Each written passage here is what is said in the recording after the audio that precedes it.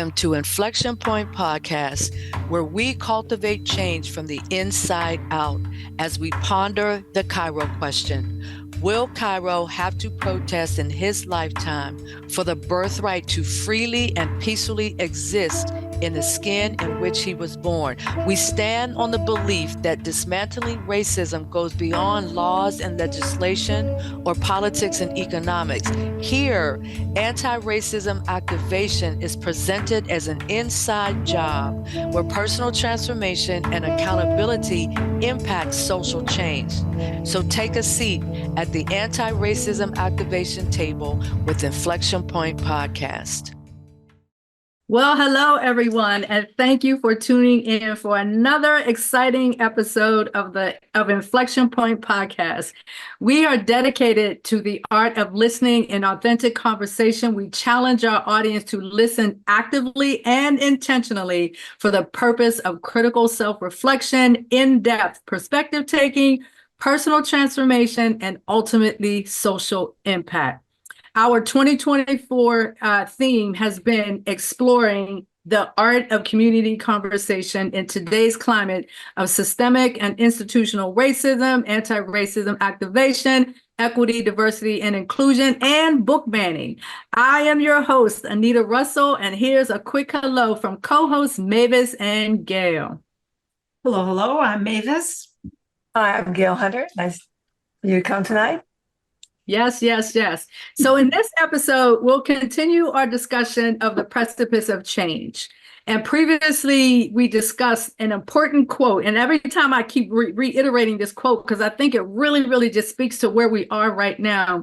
And it comes from James Tellerico, Texas state representative, who declared that the political divide is not left versus right, it is top versus bottom. And so that kind of speaks a different language, if you will. So this brought us right into a discussion of the grassroots movement in the current election cycle. We then took a deep dive into the women's empowerment as a function of individual action fueled by grassroots movement, prioritization, and democracy. And in the last episode, we explored the idea of the opportunity economy, where everyone has a chance to compete and a chance to succeed. So in this episode, we turn our attention to leadership, truth and integrity, and voting.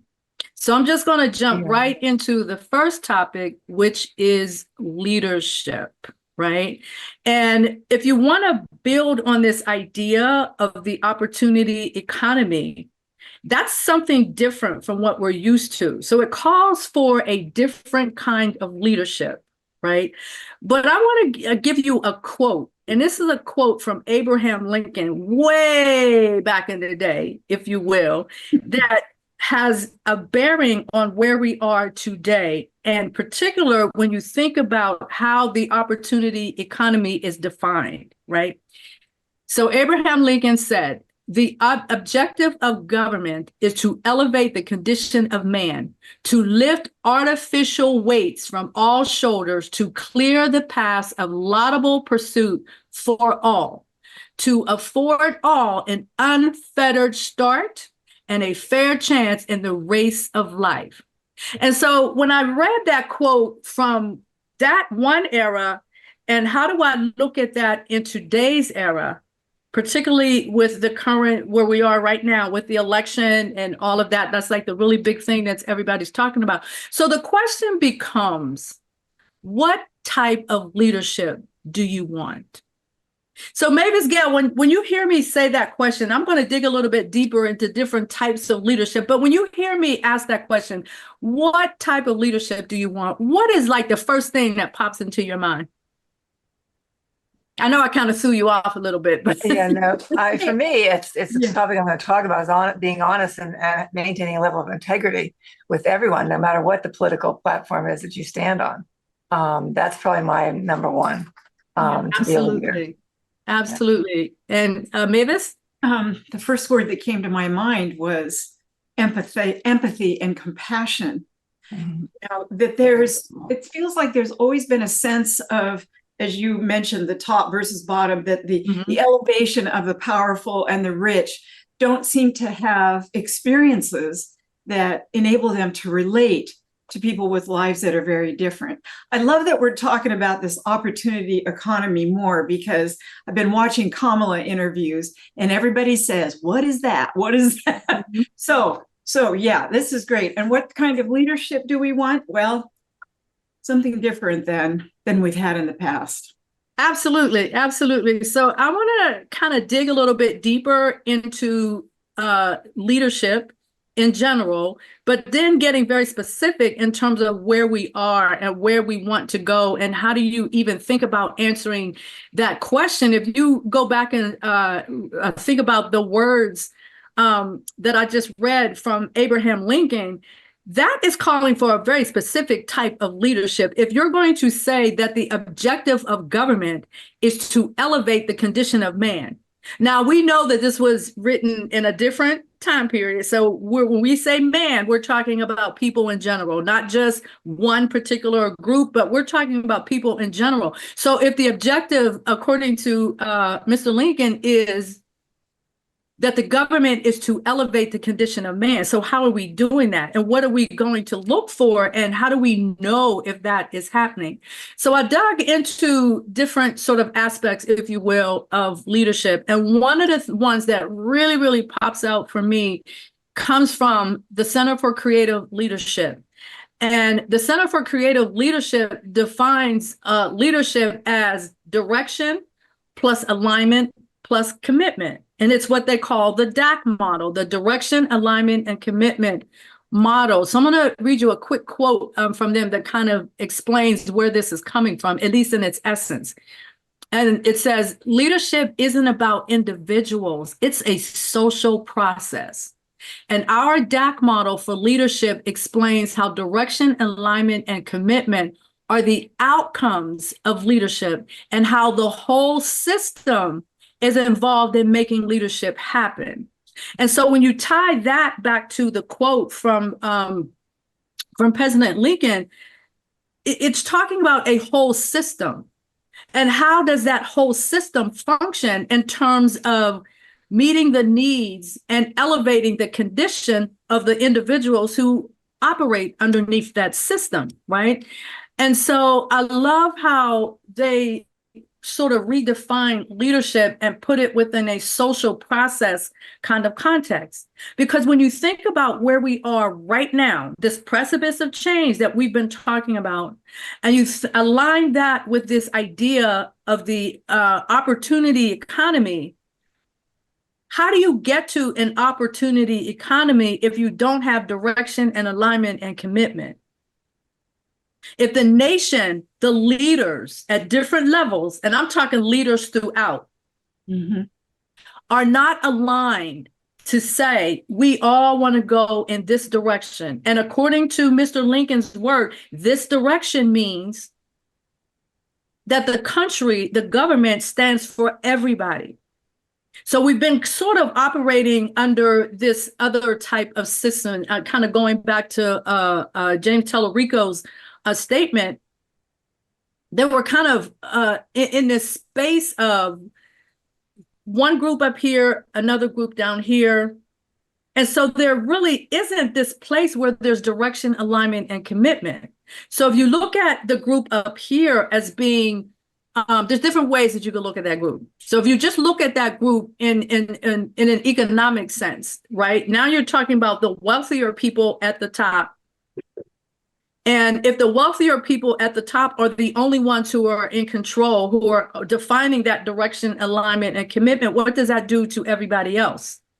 And that's one thing that I like about the opportunity economy, is that there's such a focus not on that upper group, but the middle, because that's where most of the people actually reside, is in the middle, right? So you talk about the middle class economy. Right? Do we have direction, alignment, and commitment across that whole entire spectrum? Right? And so if you look at the upper class, the middle class, the lower class, and I really don't like expressing it that way, but that is factually how systematically we're set up, right? But that setup does not give us direction, alignment, and commitment. Because I know personally, I'm not necessarily committed to that structure that we have where everything is directed by people who have money, right? Everything Right. is directed by that, people who have money. But what about those individuals in the middle class, or those individuals, particularly when there are obstacles along the way, going back to Lincoln's quote, that there are obstacles along the way that are preventing certain groups, if you will, certain groups within the overall population from taking advantage of the opportunities that are there. And in the last session, we literally talk about the trillions of dollars that get left on the table because we don't take advantage, or we don't highlight the fact that everybody in this country, irrespective of whether they're white or black or some other color or some other division or whatever, but we all have something to bring to the table. But when you have obstacles in the way, you have a clear road over there for some people, but then you've got this obstacle-ridden course for other people. And you're missing the opportunities, the potential, the gifts, the talent that lie within that group that you've rejected. And so if you kind of look at things through that lens of direction, alignment, and commitment, it really involves changing the leadership approach, right? And so another way to look at this, I was having a little bit of fun with it, kind of looking at the Pied Piper. And I ran across this paper that actually looked at the Pied Piper from the sense of his flute, the Piper's flute actually being representative of his leadership skills, right? And so if you look at that, if you're aligned with the Piper and you're doing everything that the Piper wants you to do, and as a result of that, he's going to help you get more money. He's going to help you bring teams together. He's going to save our towns from the rats. But if we do something that goes against the Piper, he can take that same tool and turn it around and use it to destroy us. Yeah. And so even worse, what happens when the Piper's leadership is based on lies and deception in the first place? And then at every turn, the Piper is poised to strike if his followers don't fall in line with his demands. That does not align at all with the quote that I read from President Lincoln, right? Then there's also people who look at it through the lens of servant leadership. And servant leadership is a style that prioritizes the growth, well-being, and empowerment. In this case, it's saying employees, but I'm looking at it from the governmental perspective as citizens. So if I were to restate that quote, it would be servant leadership is a leadership style that prioritizes the growth, well-being, and empowerment of citizens. Right? Its aim is to foster an inclusive environment that enables everyone in the nation, not the organization, but in the nation, to thrive as their authentic self. To me, that's really, really powerful. And so again, it goes back to the question that I posed. What type of leadership do you want? So when you're going to the poll, you're making your decisions prior to getting to the voting booth. Think about that. What type of leadership do you want? But think about it in a very broad perspective, a national perspective, right? And how do we capitalize on the gifts and the talents and all of that actually resides, is locked up in this country? It's locked up with racism and bias and discrimination. It's locked up by all of those things. But what if we had a different leadership that broke the lock on those types of things and we were able to move forward in a different kind of way? And what if it wasn't win-win again? Exactly. What if it meant winning for everybody? Everybody has the right to be economically engaged. And Exactly. So it's not about, we talk about this, it's not zero sum. if this group goes up, this group has to go down. It doesn't have to be that way. Psychologically, we brought into that mindset. Yes. But it doesn't have to be that way because, quite frankly, the country was built on that type of mindset. But it doesn't have to be that way. Hence, this precipice of change in which we are finding ourselves is an opportunity for us to do something different as a nation to get that direction, alignment, and commitment. So I know my time is up. And I'd like to flip the conversation over to Mavis at this point, and she's going to talk about the voting. Why should we all vote? Actually, Anita, I'd like to just comment on something you said. Sure, absolutely. Direction, alignment, and commitment.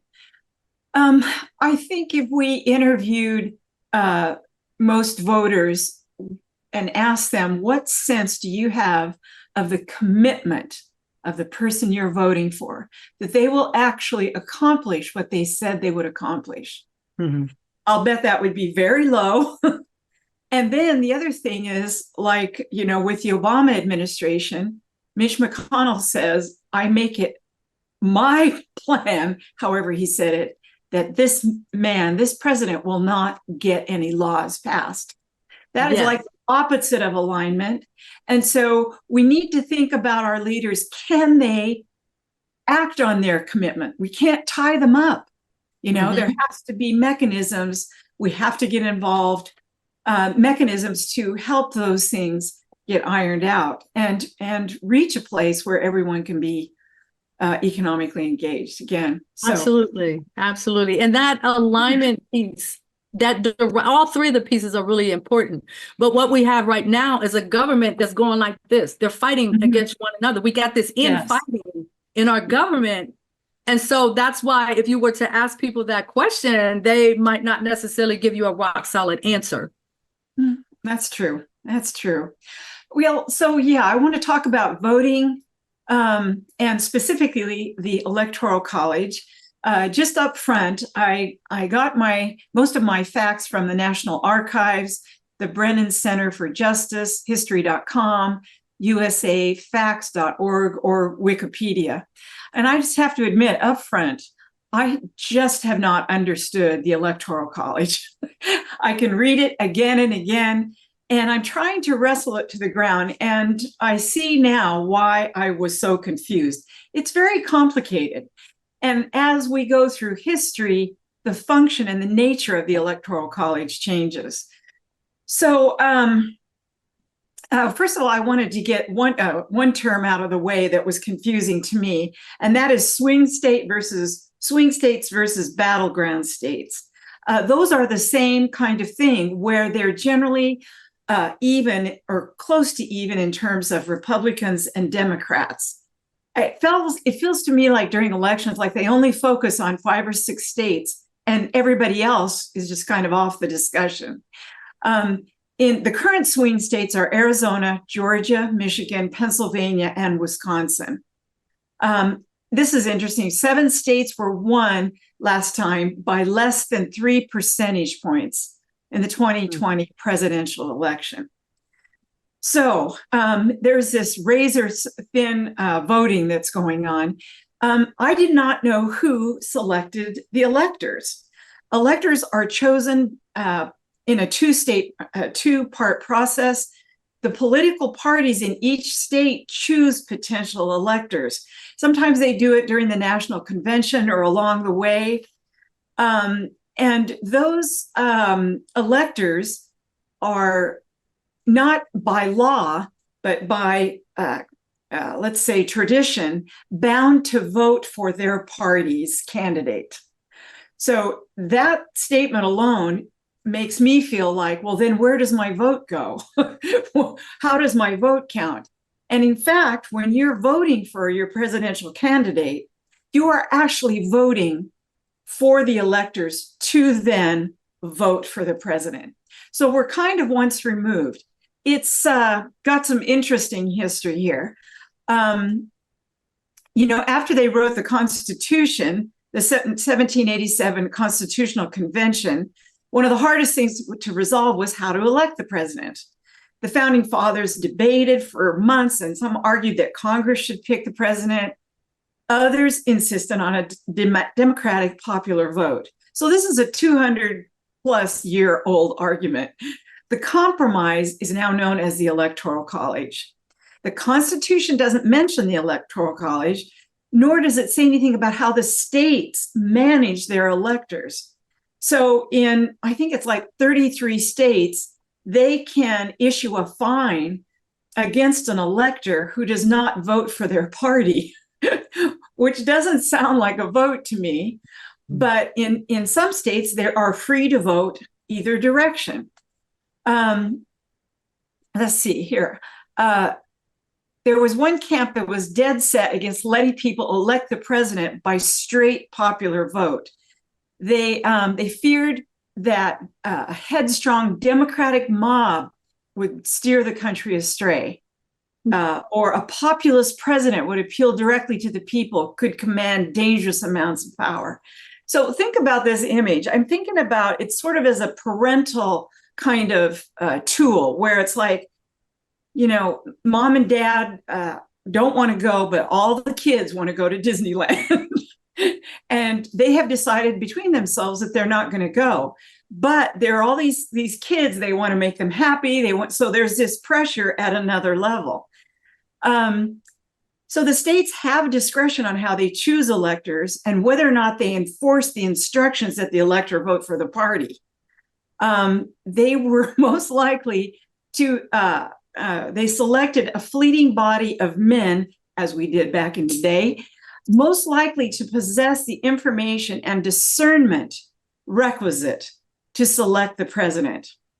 So they were to exercise sober deliberation and be afforded some measure of independence, which you can see where the conflicts come in. You know, this is still way away from popular vote. And then there's the history of slavery, because the number of congressional delegates is based on the population. Well, in the South, there were, I think it says 60% of the population was enslaved. So they didn't want these enslaved people carrying that much voting power.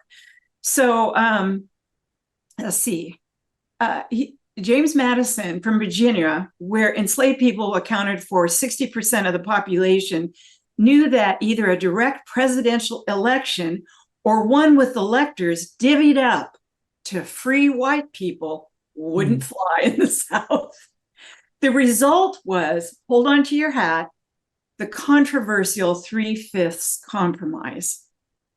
So they discounted the number of those human souls in order to unweight the state of Virginia from its Black population, in which the 3/5 of the enslaved Black population would be counted toward allocating representatives and electors and calculating federal taxes. So you see where their power goes on up to the electors again, the representatives. I think I've already said about that the electors are bound to vote for the party's candidate. So technically, it's these electors and not the American people who vote for the president. That just didn't make any sense to me. And as I said, I think earlier, technically, when we go to vote for our presidential candidate, we're actually voting that the elector vote for the candidate that we want. So I think that what's happening in the background is if this goes nuts, the electors can calm everything down the way they think is best for our country. So mom and dad can say, we'll go to Disney for a day. You know, we will find some compromise here. With most states following the winner-take-all approach, it is possible for a candidate to win the electoral vote, but lose the nationwide popular vote. There have been 4 elections in which the person elected president won the electoral vote, but not the popular. 2 in our lifetimes. George Bush v. Gore, and of course, Trump and Hillary Clinton. I think I just did a quick check. And in the last, actually, it was the 2016 election, 128 million out of 249 people, adults, voted. So only half of the voting population voted. So we're losing that pressure, that voice from that half of the population. Because in the end, these our congressmen, our senators want to stay in place. You know, they want to keep their jobs and stick with the people. This is interesting. Most of the Democratic presidential candidates want to abolish the Electoral College to ensure the person with the most vote always wins. Get this, before the election, so I said most Democratic presidential candidates, right? Before his election, Trump called the current system of the Electoral College a disaster. But afterwards, he said that the Electoral College is better for the USA because he won by electoral votes. And it was incredible. There were like 16 electors that really wanted to vote the other way, but they would have been voting against their party. So everything blows up, it goes to the Supreme Court and so on. But that's what is happening with our votes. So I'm not sure what the answer is, but it does feel like our voices are somehow being sifted out a little bit. The thing I think is still important is that we vote. We vote. Just imagine not having the privilege. Mm-hmm. Imagine being in a country where you could not say how anything was running. I mean, it would just even psychologically knowing you have no choice in anything. In 1952, the Supreme Court Justice Robert Jackson said in a blistering dissent, we're familiar with those, this was 1952, it's a different world now. The demise of the whole electoral system would not impress me as a disaster. At its best, it is a mystifying and distorting factor in presidential elections, which may resolve a popular defeat in an electoral victory. At its worst, it is open to local corruption and manipulation, once so flagrant as to threaten the stability of the country. To abolish it and substitute direct election of the president so that every vote, wherever cast, would have equal weight in calculating the result would seem to me a gain for simplicity and the integrity of our governmental processes. As where it's at, right? Absolutely. So maybe we have about another minute before we have to go to break. So do you mind if I just wanted to comment on the fact that the last quote that you gave where the gentleman was saying we're in a different era now. Yes. We absolutely are. I mean, in another different era. Right, exactly. And so this 3/5 thing, the compromise was rooted in that time period. But yet we're keeping it alive for this time period, which doesn't even make any sense. So the way I look at it, those individuals who are trying very hard to keep the Electoral College in place are the ones who probably take advantage of it the most. Yes, that's right. Yes. I just wanted to put that out there. Gail, did you have any comments before we go to break? No, I agree. I think the same thing. I think that is who is maintaining that push and drive to maintain the Electoral College, instead of allowing us to be here in the present time and giving every vote the same equal power. Yeah, exactly. So we're going to take a break now, and then we'll come back and resume the conversation.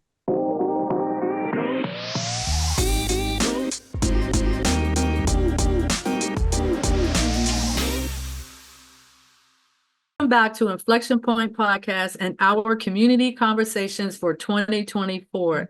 In today's episode, we are discussing 3 elements at the precipice of change: leadership, truth and integrity, and voting. So we already covered the leadership and the voting, and I'm going to pass the baton over to Gail, and she's going to lead the conversation on truth and integrity. Okay.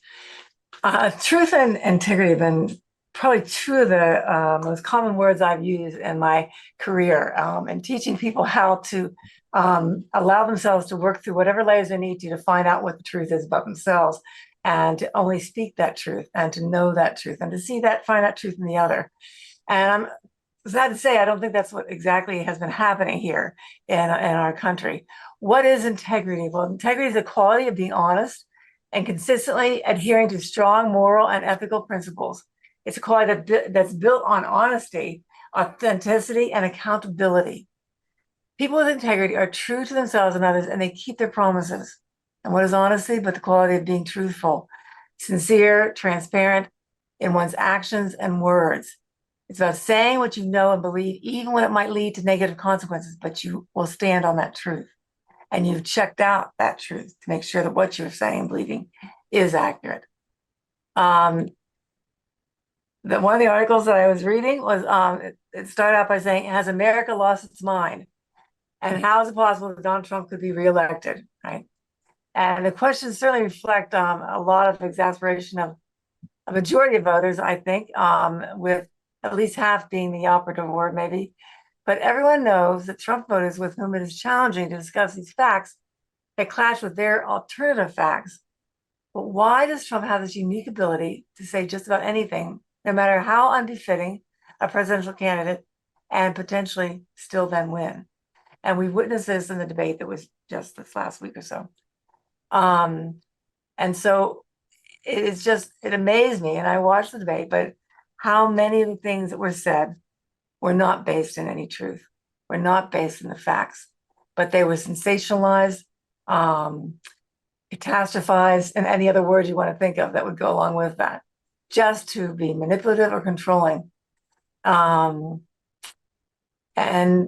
it was hard for both the candidates to stay on target for a little bit, but mostly Trump had a very difficult time doing that, and was not able to answer the questions accurately or honestly, in my perception. So what most Republicans and followers of Trump believe, though, is that let's look at the January 6, 2020, that all Trump really wanted was for Pence to throw the Electoral College votes back to the states where they would have 10 days to certify it. I don't know how clear that was to everybody. Certainly it wasn't clear to me back then that that's really what was being said. But that's a spin on what was actually being said. And that's what they believe. They also believe that Democrats continuously attempt to destroy Trump, that the perception that Trump is a victim helps explain why the former president can say anything and his supporters refuse to hold him accountable, believing that only Trump can save America from decline, wokeism, inflation, and the migrant invasion. Because that's what's being put out there, right? That's what is being stated as if it is true. And I don't believe for a moment that all of us are really against trying to maintain a level of sanity and democracy at the same time. That this is, once these politicians are elected, this is one nation, one country, one population, that these elected politicians need to honor, that what they choose is affecting everyone, not just a certain targeted population that they may believe they represent, but they have to be more open to being more authentic, more transparent, and more truthful in what really is the intention and purpose of what they are there for. So it's, but Republicans also believe that Democrats will steal this election. There's a distrust in our election. Trust must be restored. We all believe that trust must be restored, right? But how do you get trust? We can't have trust without the ability to maintain a level of honesty and empathy and sincerity and transparency. And so and respect, most of all, respect. And to have a presidential candidate that is exhibiting so much disrespect for a variety of different people and groups and so forth, that I'm not even going to mention here, but that we all have heard, is not what we need as a leader in this country. Mm-hmm. There is no commitment, right? And the intention is not to lead the entire country. It is to challenge and to lead his own agenda, I believe. And he's been actually pretty clear about that. Kamala Harris has come in, in a very difficult position, coming in so late in the game. And I have to give her the credit that she has at least maintained a level of integrity in her presentation and her beliefs and what her intention is. And I believe that that's part of what we need for in a leadership. And if and I'm not sure that Trump has the ability to be able to maintain that level of integrity and honesty. Like some of the facts that that they were talking about were totally not facts. That when homicides plummeted 13.2% in 2023, they didn't increase, they plummeted. That unemployment dropped to 4.3%. It didn't increase during this last presidential period. And so there's so many other ones that are just, if you really start doing the facts and checking that. And one of the biggest ones that was presented by Vance and Trump both is the thing about migrants, right? And the Haitians. In the town of Ohio, it was predominantly a very white population. And they did have about 60,000 Haitians move in as immigrants. And what happened was that they actually filled jobs that nobody wanted to work in. They filled jobs in factories and restaurants and places that they were looking for people to work. And so they actually added to the economy. They didn't take away from the economy. They lived in a very respectful way of self and other. And the whole thing around that they were eating people's pets was really started from a woman that was putting it out there. And even J. Vance has said that it probably was not a true statement. And it's obviously at this point been debunked by the police and most of the people in that town. But how much damage that has caused, to the point where people that are from Haiti have been threatened. Their houses have been threatened. Their lives have been threatened. I mean, it's played havoc on everyone, not just even in that small town, but in towns all across the United States where there's a population of people from Haiti. So think about that one lie, that one dishonest statement has affected so many people and caused so much trouble and potential loss of property and life to so many people that are innocent in this is really horrendous.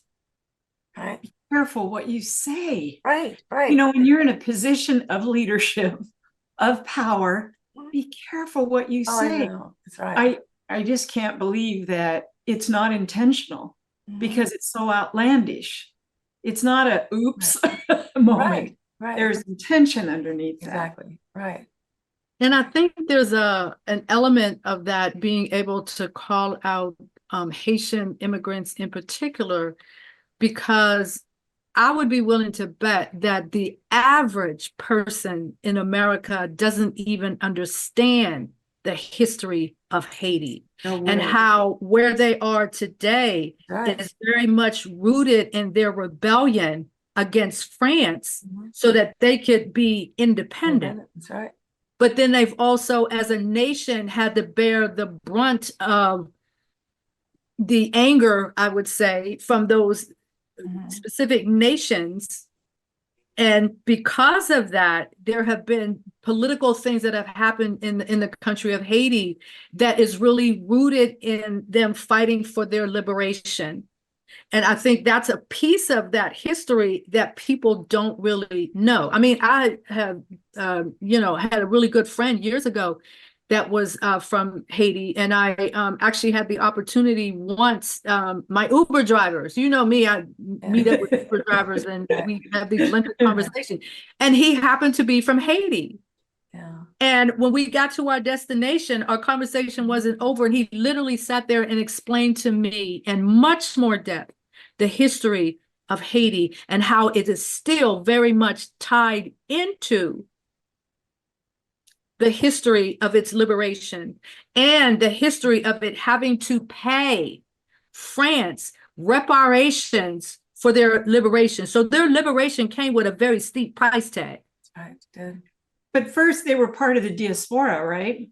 They were brought. Oh yeah, of course, they were part of the enslavement. Absolutely. So they're the victims of colonialism, brought to Absolutely. trying to, Absolutely. yeah, And trying it's to easy. It's just keep their easy independence. to say all of these really negative things about a population of people that you really don't know anything about the history of their nation or who they are as a people. Right. or what they're facing now. Right. What their Yeah, intention is. absolutely. Right. Absolutely. It's horrendous. Mhm. Absolutely. Oh, it breaks Right. my heart.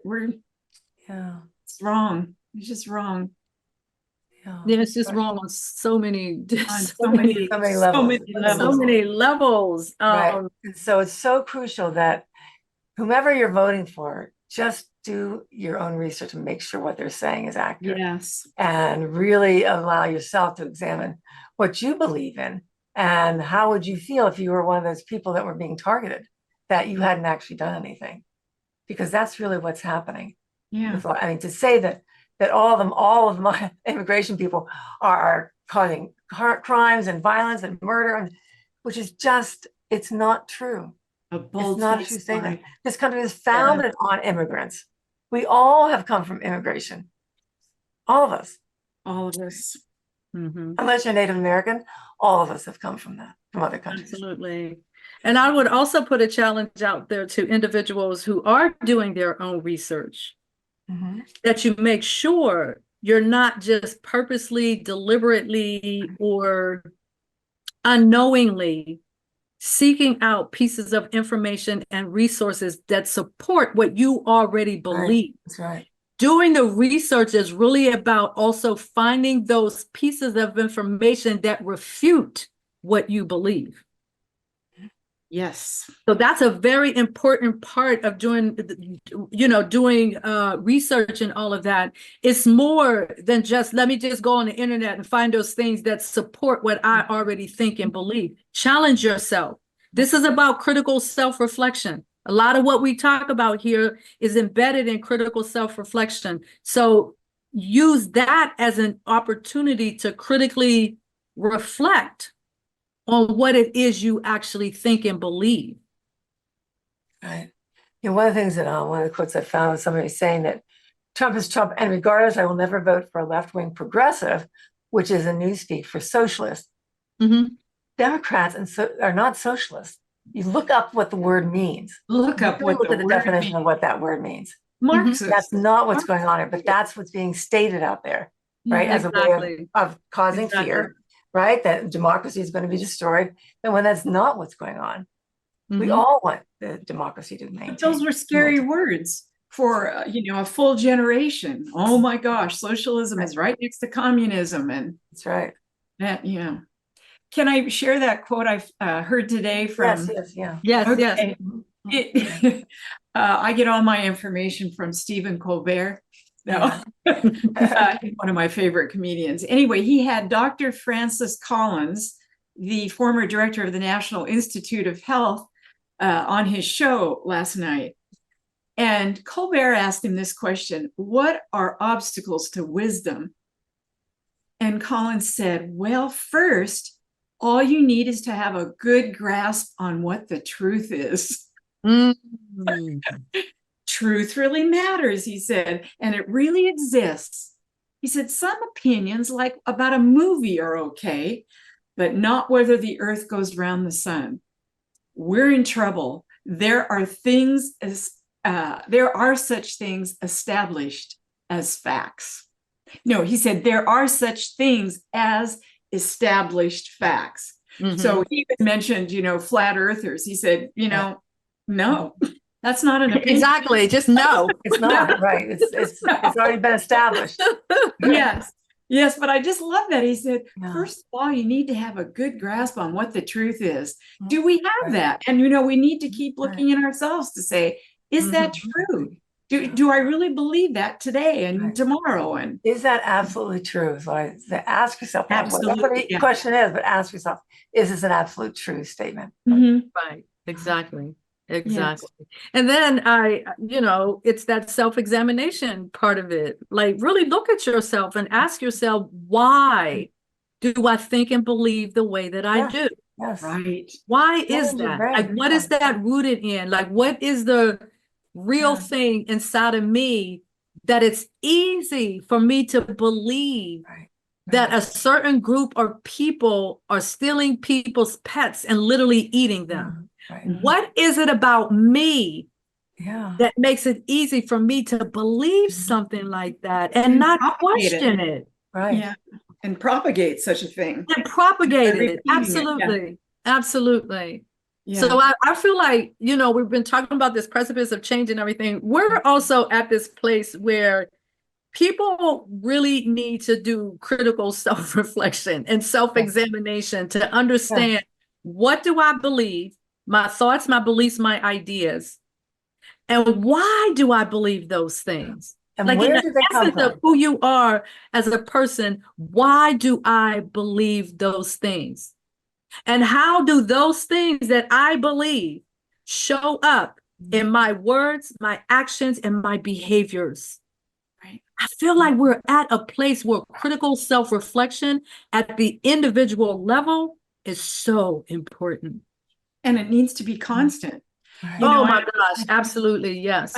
I've run into some, tense moments with individuals who think either racism is over or it's not a thing. And it makes me look in myself and say, why are you so certain? Why are you so certain? Right. And first of all, I can see it, but I thought, am I a zealot? Is it is it too much?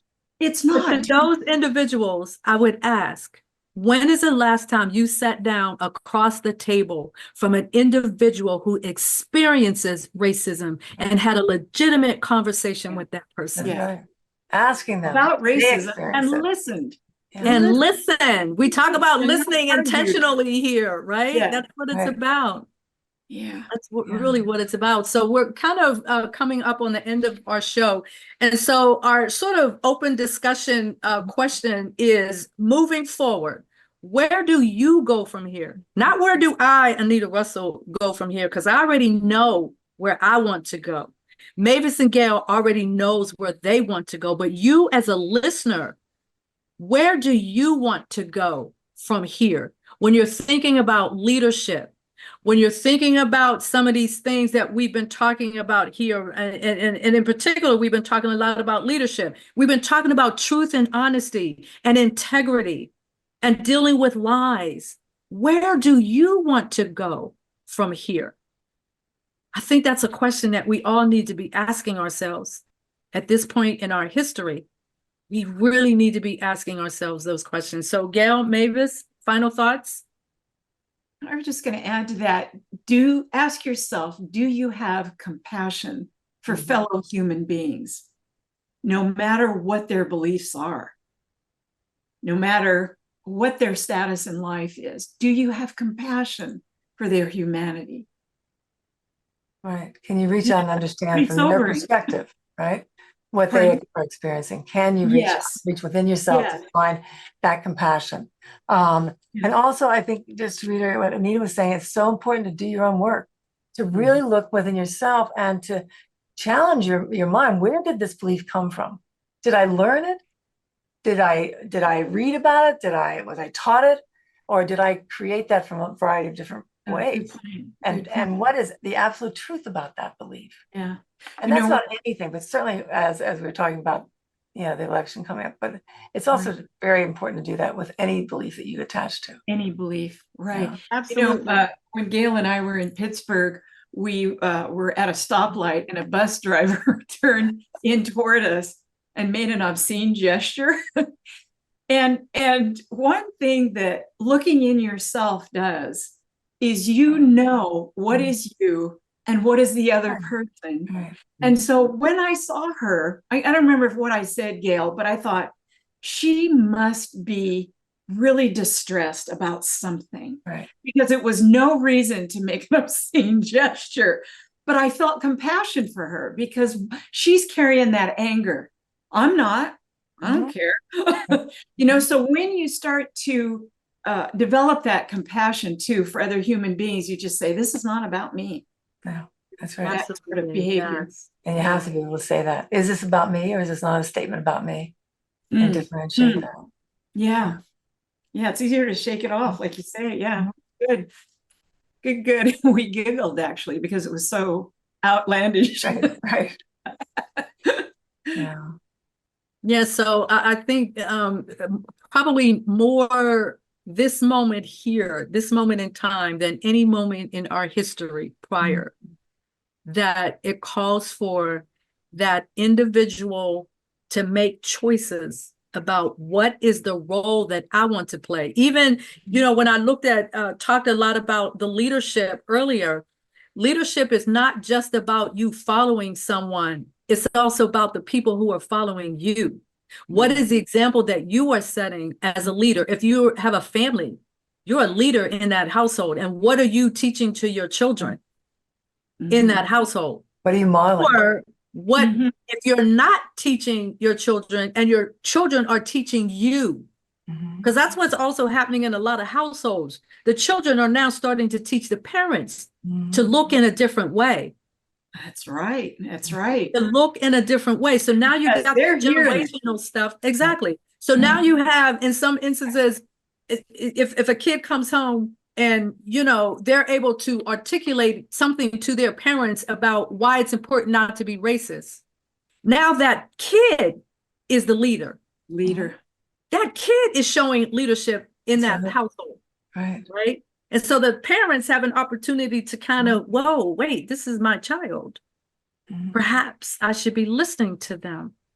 So I feel like we're at this golden opportunity in time. And we have to ask ourselves, the piper's flute, are we just going to follow the piper's flute? Or are we going to come together as a nation and decide what is that direction, alignment, and commitment we want to bring about so that our future looks very different? So here's our call to action. Real simple. Stay woke and be prepared to vote. So stay woke in this context means stay well-informed, stay open-minded, stay kind and empathetic, and being prepared to vote. Voices organized to empower. This is the moment in our history right now for the citizens to be organized and empowered to bring about something different and to be able to shed all of that stuff that is connected to like the 1800s and all of that. We need to shed all of that and take the direction, alignment, and commitment and just run with it. Yes, we do. Yes, absolutely. Absolutely. And we're powerful. It's our country, as Heather Cox Richardson said, it's our democracy. We have power. Right. We can empower ourselves by choosing. Choosing ourselves first. Yeah. Absolutely. I mean, we could go on and on, but we do have to end. We could. So here's our closing quote. It actually comes from Peter Senge, author of The Fifth Dimension, The Art and Practice of the Learning Organization. So this is a book that I read like in the 90s, 2000s or so, when everybody was starting to talk about this idea of a learning organization. And how about now if we look at ourselves as a learning nation, right? And so it says, through learning, we recreate ourselves. Through learning, we become able to do something we were never able to do. Through learning, we re-perceive the world and our relationship to it. Through learning, we extend our capacity to create, to be a part of the generative process of life. That's the precipice point where we are right now. Right. We have an opportunity to do something completely different that really, really represents the ideal of democracy. Right. And so, again, it always goes back to the Cairo question, right? Will Cairo have to protest in his lifetime for the birthright to freely and peacefully exist in the skin in which he was born? That ultimate question is based on your personal accountability and how you define yourself as a member of a society, a leader, and a learner, standing on the precipice of change where we currently find ourselves. So what will you do to ensure that Cairo and his contemporaries have that birthright to freely and peacefully exist in the skin in which they were born. It's a challenge for each of us. This precipice of change is a challenge all the way down to the individual level, all the way up to the leaders in our government. It's an opportunity for all of us to rebirth the idea of democracy. So I want to thank you all for listening to us here on Inflection Point Podcast. We are on Transformation Talk Radio every first and third Wednesday at 3 p.m. Pacific time and 6 p.m. Eastern time as we continue our community conversation. So we will see you in the next conversation. Thank you for listening to Inflection Point Podcast, where our mantra is cultivating change from the inside out.